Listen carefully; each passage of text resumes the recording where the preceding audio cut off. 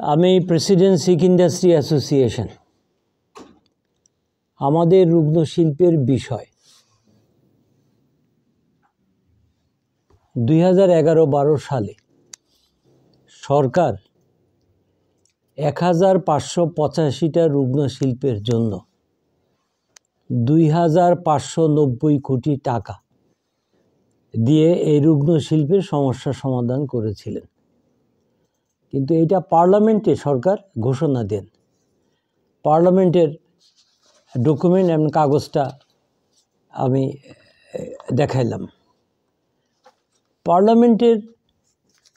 Parliamentary সিস্টেমে আমাদের দেশে practice and procedure of parliament, সংসদীয় রীতি এবং পদ্ধতি, এটা গ্যাজেট না হওয়ার কারণে পার্লামেন্টের অনুমোদিত বিষয় এখন পর্যন্ত কার্যকরী হয় নাই।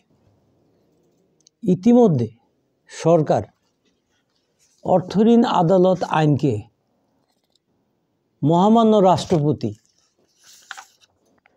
2006 সালে এই আইনটাকে উনি কালো আইন হিসাবে ঘোষণা দেন এবং এটাকে দ্রুত সংশোধন করতে বলেন। দুঃখের বিষয়, এটা আজ পর্যন্ত এই অর্থঋণ আদালত আইনটা সংশোধন হয় নাই। আমরা সরকারকে জানাইছি যে অর্থঋণ আদালত আইনটাকে আপনি বাতিল করে বাণিজ্যিক আদালত হিসাবে ঘোষণা দিয়ে আপনি রুগ্ন শিল্প বা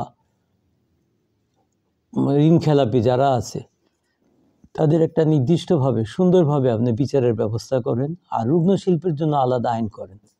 সেই ব্যাপারেও সরকারের প্রস্তাবনা আছে, কর্তৃপক্ষকে দেওয়া আছে নতুন করে রুগ্ন শিল্পের জন্য আইন তৈরি করা আর অর্থঋণ আদালতের মাধ্যমে ঋণ খেলাপিদের বিচার করা।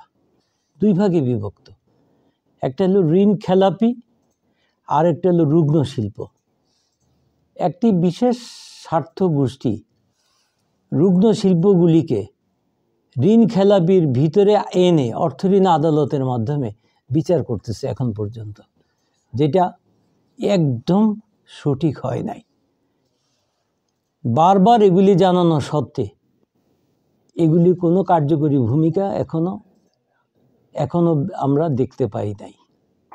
আমাদের বক্তব্যটা হলো দ্রুত অর্থঋণ আদালত আইনটা, এটা একটা কালো আইন, এটাকে দ্রুত বাতিল করে বাণিজ্যিক আইন তৈরি করা, পাশাপাশি রুগ্ন শিল্পের জন্য আইন তৈরি করা, সমাধান করা।